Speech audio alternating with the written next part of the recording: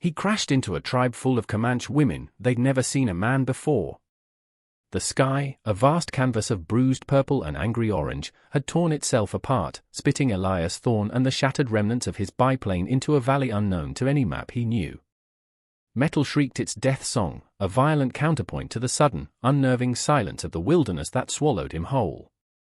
He remembered the earth rushing up, the snap of wings, then a merciful darkness. When consciousness returned, it was in slivers of pain, the scent of pine and damp earth, and eyes. So many eyes, dark and wide, fringed with thick lashes, set in faces of burnished copper. They belonged to women, tall and lithe, clad in hides, their expressions a mixture of fear, astonishment, and a profound, unnerving curiosity. He tried to speak, but only a groan escaped his parched lips. His body was a symphony of agony. One among them, younger than some, older than others, her movements like a deer, cautious yet bold, knelt closer. Her hair was a river of black silk, her gaze intense, searching. This was Kimi. She carried no weapon he could see, yet her presence was a shield, a boundary. The others murmured, a soft, flowing language he did not understand, their voices like wind through reeds. An older woman, her face a tapestry of wisdom and time, her eyes holding the calm depth of ancient mountains, spoke with quiet authority. Her words, though incomprehensible, seemed to carry the weight of decision. Two women, strong and capable, gently but firmly lifted Elias. The world swam. He was carried, a broken offering, deeper into their hidden domain. The valley unfolded before his fading vision like a dream, a sanctuary of emerald green, bisected by a silver ribbon of water, sheltered by towering, impassive cliffs. Their village was a collection of sturdy, skin-covered lodges, nestled organically into the landscape, smoke rising in thin tendrils from their peaks. It was a place of profound peace, yet for Elias, it was a prison of velvet and apprehension. Days bled into weeks. He lay on a soft bed of furs in a lodge set slightly apart, his broken bones mended with surprising skill by the elder, her touch firm but gentle, her poultices smelling of crushed herbs and unknown magic. Kimi was his primary attendant, bringing him water in a clay vessel, food in a wooden bowl, roasted roots, unfamiliar berries, occasionally tender meat. Her silence was a heavy blanket, yet her eyes spoke volumes.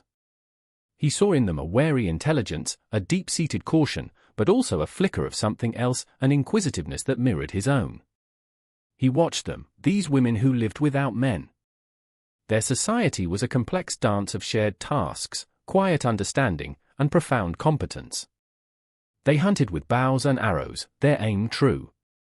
They tended small patches of corn and squash, their hands calloused but nurturing. They tanned hides, their laughter soft as they worked, their children, all girls, he noted with a jolt, playing nearby, their joyful cries echoing in the crisp air. There was no idleness, no wasted motion. Each woman was a vital part of the whole, their lives interwoven with the rhythms of the seasons and the land. Elias, a man of action, felt his helplessness keenly. His past life, the one of ambition and engines and the distant roar of cities, felt like a faded photograph from another existence. Here, his skills were useless, his knowledge irrelevant. He was an anomaly, a creature outside their understanding. His initial fear of them slowly morphed into a grudging respect, then a burgeoning curiosity. Who were they? How had they come to be here, alone, in this forgotten Eden? And Kimi, with her quiet strength, her watchful eyes, what did she think of him, this broken man from a world she could not imagine? He saw the strength in her forearms as she carried water, the grace in her step as she moved through the forest, the focus in her eyes as she mended a fishing net. He saw resilience etched into every line of her proud, still face. He was a stone dropped into a still pool, and the ripples of his arrival were only just beginning to spread. The slow rhythm of the valley began to seep into Elias's bones, a counterpoint to the throbbing ache of his healing limbs. He learned to read the subtle shifts in the wind, the language of the birds, the silent communication that flowed between the women like an invisible current. Kimi remained his most constant presence, her visits punctuating the long, quiet hours. She would sit, not close, but within the small confines of the lodge, sometimes mending a piece of clothing, sometimes simply observing him with that unnervingly direct gaze. He, in turn, watched her. He saw the way her brow furrowed in concentration, the rare, fleeting smile that touched her lips when a child brought her a wildflower. He began to notice the small things, a feather braided into her hair, a particular pattern on her moccasins, the way she hummed a low, almost inaudible tune when she thought he was asleep. His pity for his own condition, his isolation, began to transform into something else, a deep, resonant respect for her, for all of them. He started to make small gestures. When Kimi brought him food, he would incline his head, a slight nod of thanks. One day, the wooden bowl she carried slipped, its contents spilling onto the dirt floor. Before she could react, Elias, his ribs still protesting, leaned over and with his good hand, began to gather the scattered pieces of dried meat. Kimi froze, watching him. He met her gaze, held it for a moment, then continued his task. When he was done, he looked at her again, his expression unreadable. She took the bowl, her fingers brushing his, a spark of unexpected warmth. No words were spoken, but something shifted in the air between them, a fragile bridge forming across the chasm of their differences. He began to try and communicate. He would point to objects, water, fire, sky, and grunt, hoping for a name. Kimi, after an initial hesitation, began to respond, her voice soft, shaping the alien sounds of her language. He repeated them, his tongue clumsy, but persistent. A word learned was a victory, a tiny crack in the wall of silence. One afternoon, a small girl, no more than 5 summers old, her eyes wide with innocent curiosity, toddled away from the group of children playing by the river. She was chasing a brilliant blue butterfly, her small hands outstretched. None of the women noticed immediately, they were engrossed in scraping a large deer hide. The butterfly flitted higher, towards the sheer cliff face that bordered one side of their camp, a place of loose scree and treacherous drops. Elias, sitting propped against the lodge wall, saw the danger instantly. The child was stumbling, her attention solely on the butterfly, edging closer and closer to the precipice. A strangled cry lodged in his throat. He couldn't shout, didn't know the words for danger. Pushing through the pain that still seared his side, he lurched to his feet, his newly mended leg screaming in protest. He stumbled, half ran, towards the child, his breath coming in ragged gasps. He reached her just as her foot slipped on loose gravel. With a desperate lunge, he caught her small arm, yanking her back, his own momentum carrying them both tumbling to the ground, away from the edge. The child, startled, began to cry. The women, alerted by the commotion, rushed over, their faces masks of alarm. Kimi was there first. She saw Elias on the ground, clutching his side, the child safe but wailing in his grasp. She scooped up the little girl, murmuring soothing words, her eyes fixed on Elias. The pain in his side was a fresh, sharp agony, his earlier healing undone. The elder woman examined him, her expression stern but not unkind. Kimi brought him water, her touch on his forehead surprisingly gentle as she wiped away the sweat. Later, when the camp had settled and the moon cast its silver glow over the valley, Kimi came to his lodge. She sat beside him, the usual distance between them lessened. For a long time, she was silent. Then, she spoke, her voice low, hesitant at first, then flowing more steadily. She used the few words he had taught her, mixed with her own tongue, her hands painting pictures in the air. She told him of the great sorrow, generations past, when a sickness, swift and terrible, had swept through their people, taking only the men, all of them, from the oldest warrior to the newborn male infants. It had left the women bereft, terrified, but fiercely determined to survive. They had journeyed, led by a dream, to this hidden valley, a place their ancestors knew, a place where they could live in peace, protected by the mountains, their line carried on through the daughters born to them, a miracle they did not question. They had not seen a man since, until him. Her voice trembled as she spoke of the fear their grandmothers had felt, a fear passed down, a warning against the world beyond, a world that had brought such devastation. Elias listened, his heart aching with an unfamiliar empathy. He saw now the depth of their isolation, the courage that underpinned their quiet lives. His world, with its wars and its machines, seemed suddenly barbaric, destructive. He reached out, his hand hovering, then gently touched her arm, a gesture of understanding, of shared sorrow. "I understand," he managed, his own voice raspy. "Not danger." Kimi looked at him, her eyes luminous in the dim light, and for the first time, he saw not just curiosity or wariness, but the faint, fragile beginnings of trust. The crack in the wall had widened. The seasons turned in the hidden valley, from the vibrant greens of summer to the golden hues of autumn, and then to the hushed white blanket of winter. Elias healed, his body slowly knitting itself back together under the patient care of the elder and the watchful eyes of Kimi. He learned more of their language, his tongue growing accustomed to its subtle cadences. He learned the names of the plants they used for medicine, the patterns of the stars they navigated by, the stories they told around the communal fire, tales of courage, of resilience, of the spirit world that was as real to them as the mountains that cradled their home. He, in turn, shared what he could. He showed them how to sharpen their flint knives on a piece of salvaged metal from his wreck, a technique that made the blades keener. He taught Kimi how to make a simple figure-4 trap, more efficient than their snares for certain game. He spoke of his world, of flying machines that soared like eagles, of cities that held more people than all the blades of grass in their valley, of a great water that stretched to the horizon. Kimi listened, her eyes wide, sometimes with disbelief, sometimes with a longing he couldn't quite decipher. His presence was still a subject of debate amongst the tribe. Some, particularly the older women who remembered the stories of the great sorrow most vividly, remained deeply suspicious. They saw him as an ill omen, a disruption to their sacred balance. Others, inspired by Kimi's cautious acceptance and the undeniable fact that he had risked himself for one of their children, began to see him differently. But a new unease was beginning to filter into the valley, as insidious as the winter mist. One day, two of the younger women, out gathering firewood further down the valley than usual, returned pale and shaken.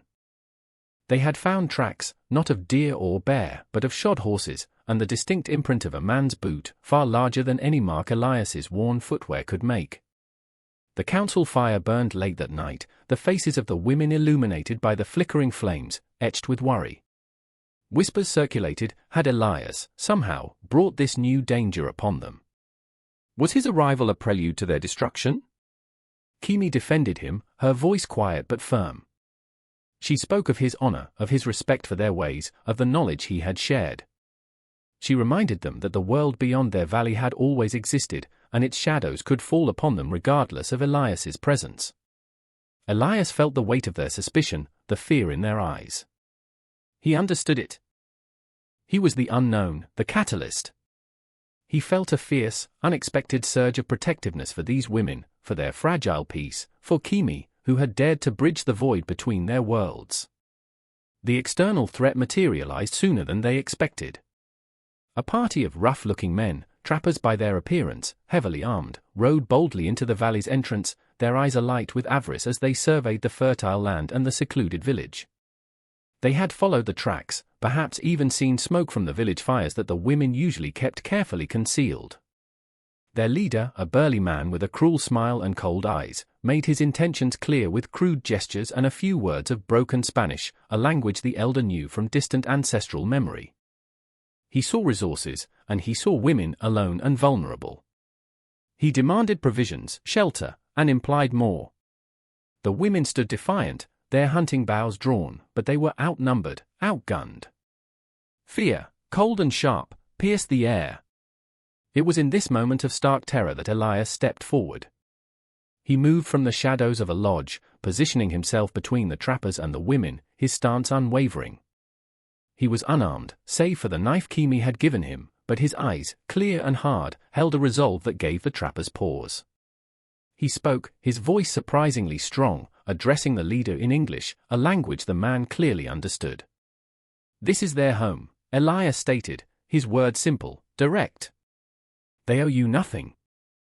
"You will leave," the leader laughed, a harsh, grating sound. "And who are you to tell us? Their pet? Or did they finally catch themselves a man?" His eyes roamed over Kimi, who stood near Elias, her face pale but resolute. Elias ignored the jibe. "I am a man who respects those who have shown him kindness," he said, his gaze never leaving the leaders. "These women are strong. They are survivors. This valley is sacred to them. If you seek to harm them, you will have to go through me." It was not a boast, but a statement of fact, delivered with a quiet intensity that was more intimidating than any shout. He knew, with a chilling certainty, that his chances were slim against these armed men.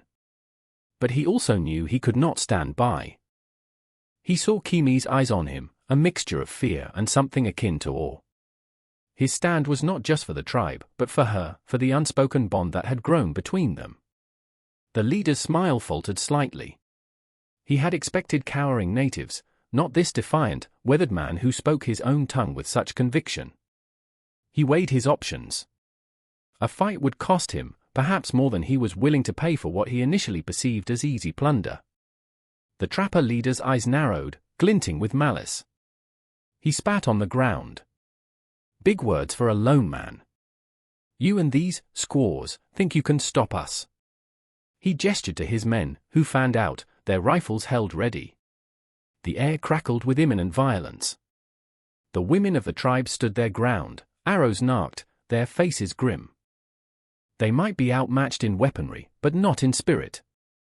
Elias knew this was more than a show of force, it was a precipice. He had to do more than just speak. He had to demonstrate that an attack would be costly. His mind raced, cataloguing his limited resources, the terrain, the women's strengths. He remembered tales Kimi had told him of how they used the narrow passes and dense woods to their advantage when hunting larger game, or evading the rare predators that strayed into their territory. "This valley has teeth," Elias said, his voice low and steady, his gaze sweeping over the armed men. "More than you can see. These women know every rock, every shadow. You might win a fight, but you won't leave unscathed. Some of you won't leave at all." He saw a flicker of doubt in the eyes of a few of the trappers. They were bullies, not martyrs.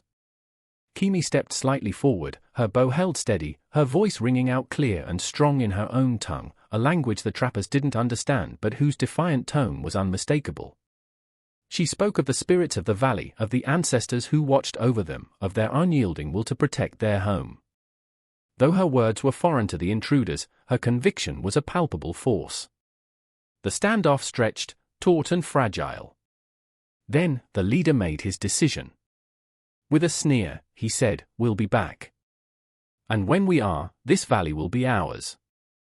And you," he jabbed a finger at Elias, "will be the first to die." He wheeled his horse around, and with a shouted command, he and his men retreated, their departure as sudden as their arrival, leaving behind an unnerving silence. The women did not relax their guard until the trappers were long out of sight. Relief washed over the village, quickly followed by a renewed sense of dread. They knew the threat was not over. In the council that followed, the mood was somber. The attack had been averted, for now, thanks to Elias's courage and Kimi's defiance. But the trappers would return, likely with more men. Some voices still murmured that Elias was the cause, but they were fewer now, weaker. Most saw that he had stood with them, for them. The elder looked at Elias, her gaze holding a new depth of respect. "You spoke truth," she said in their tongue, which Elias now understood well. "You have a warrior's heart." The true climax was yet to come, but his stand had solidified his place among them, not as an outsider, but as an ally, a protector. They began to prepare. Elias, using his knowledge of defensive tactics, however rudimentary, helped them choose strategic points, showed them how to create simple diversions. The women, with their intimate knowledge of the terrain, adapted his suggestions, weaving them with their own ancient skills of stealth and ambush. Kimi worked tirelessly alongside him, a silent partner, their movements often synchronized, their understanding intuitive. The waiting was a torment. Days later, under the cloak of a gathering storm, the trappers returned, their numbers doubled, their determination fueled by greed and wounded pride. The wind howled through the valley, mirroring the turmoil in their hearts. The attack began with a volley of gunfire, the sound alien and terrifying in their peaceful sanctuary. The women, positioned in the high rocks and dense undergrowth, responded with a shower of arrows. Elias, armed with a heavy club fashioned from a sturdy branch and the knife Kimi had given him, fought with a ferocity born of desperation. He moved through the chaos, a shield for those most vulnerable, his presence a rallying point. The storm broke in full fury, rain lashing down, thunder cracking like artillery fire, adding to the terrifying din of battle. The fighting was brutal, close quarters. Elias saw women fall, injured, but he also saw them fight with the spirit of cornered lionesses, their arrows finding their marks, their knowledge of every hiding place and escape route giving them an advantage the clumsy trappers couldn't match. It was Kimi, however, who turned the tide.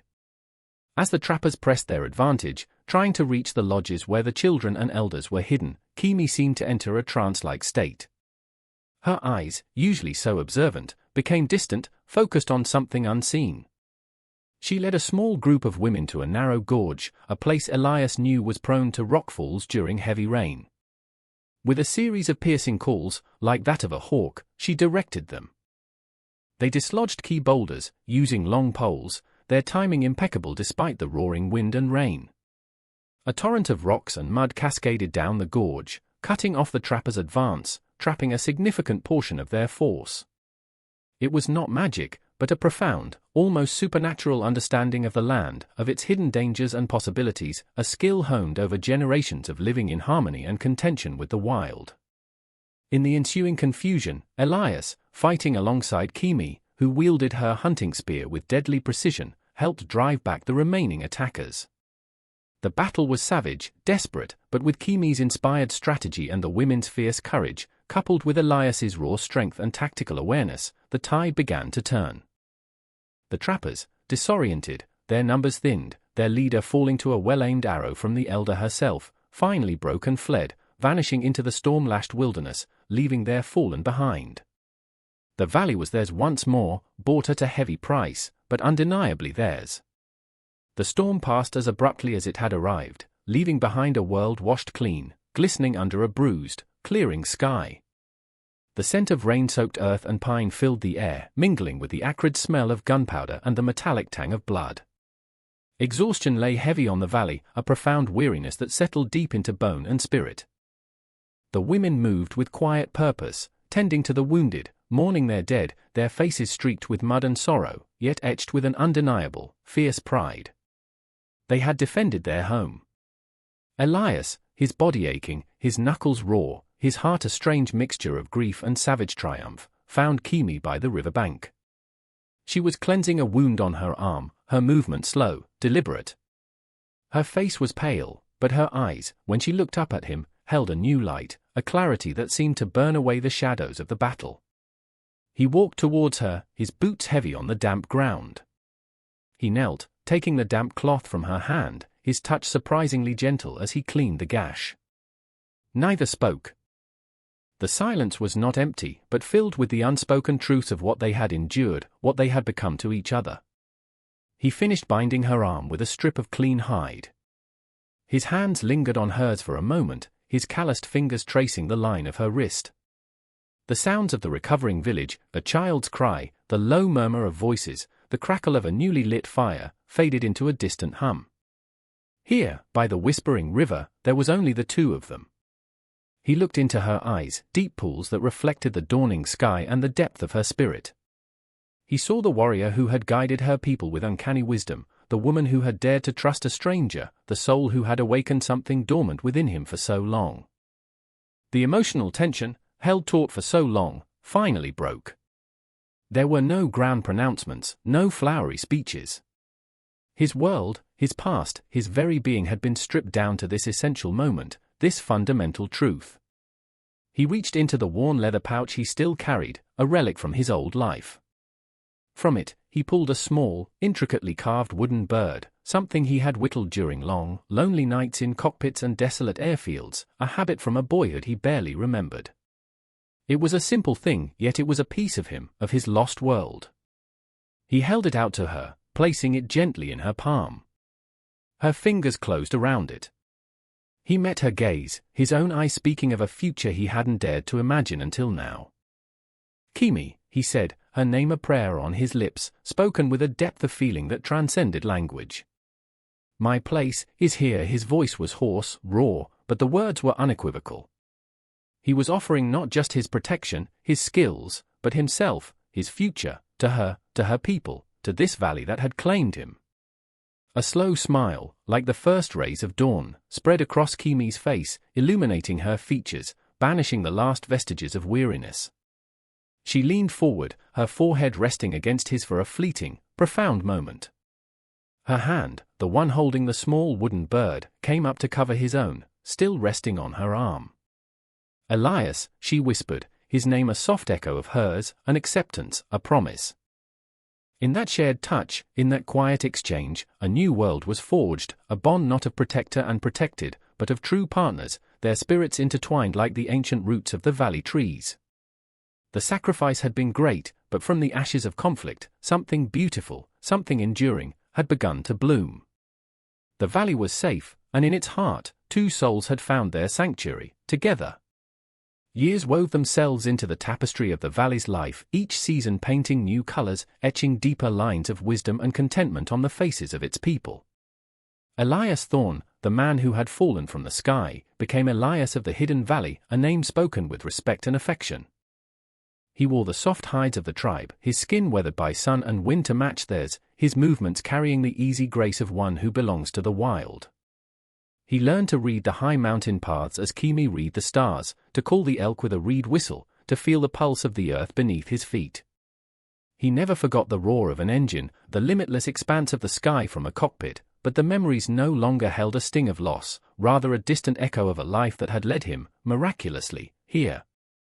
He and Kimi were a constant presence, their lives interwoven seamlessly. Their lodge, built together with hands that knew both the strength of timber and the tenderness of touch, stood near the ancient council fire, a symbol of their union. It was a place of quiet warmth, filled with the scent of herbs Kimi dried for healing and the smooth, polished wood of carvings Elias made in the long winter evenings, figures of the women, of the animals, of Kimi with her hawk-like gaze. He taught the children, girls, and now a few boys too, for the valley's isolation had not been absolute, and a handful of other lost souls, solitary women fleeing hardship from the lands beyond, had been drawn to its peace over the years, some arriving already with child, or finding partners among the very few men from other distant, peaceful small bands who had, in turn, stumbled upon them and been cautiously integrated after Elias had paved the way for such acceptance. He taught them of the world beyond, not as a threat, but as a vast tapestry of wonders and dangers, sharing stories of stars and oceans, of mountains that dwarfed even their own. Kimi, her innate wisdom deepened by experience and by Elias's broadening perspective, became a leader renowned for her clear sight and compassionate heart. Her unique intuition, once a subtle undercurrent, now flowed freely, guiding her people through times of plenty and scarcity. The community that had once ostracized and feared the outsider now revered them both. They saw how Elias's knowledge, tempered by respect, had helped them adapt and strengthen their defenses without losing their essence. They saw how Kimi's spirit, already strong, had blossomed in the presence of a love that was both fierce and gentle. Their love was a quiet river running through the life of the tribe, a source of strength and inspiration. It was in the shared glance across a fire, the comfortable silence as they worked side by side, the way his hand always found hers in moments of joy or sorrow. The valley thrived, a secret jewel hidden from the grasping turmoil of the changing world outside. It was a sanctuary not just of towering cliffs and lush forests, but of human connection, of resilience, of a love that had bridged worlds and healed ancient wounds. The memory of the trappers faded, becoming a cautionary tale told to the young, a reminder of the vigilance needed to protect their precious peace. The children grew, strong and wise, knowing a heritage of courage from their mothers and a wider world from Elias, their futures stretching before them, rooted in the valley's enduring strength. The grasses whispered secrets to the wind, the river sang its timeless song, and in the heart of it all, Elias and Kimi lived, their lives a testament to the enduring power of hope, acceptance, and a love as steadfast as the mountains themselves. Have you ever wondered if a chasm between two souls, born of worlds apart, can truly be bridged? Can fear give way to understanding, and isolation blossom into a love that redefines the very meaning of home? The story of Elias and Kimi, of a man broken by the sky and a woman whose spirit was as wild and sacred as her hidden valley, whispers a resounding yes. It speaks to the resilience of the human heart, its capacity to find connection in the unlikeliest of places, to build a sanctuary not of stone and timber, but of shared courage and unwavering devotion. This is a testament that sometimes, the greatest journeys are not across vast lands, but across the intimate spaces that separate one heart from another. If their journey into the heart of understanding and love has touched your own, if you believe in the power of connection to heal and transform, then subscribe to our channel. Join us for more tales that explore the depths of human emotion, the courage found in vulnerability, and the enduring light of hope that can illuminate even the darkest of paths. Let their story remind you that love, in its purest form, always finds a way.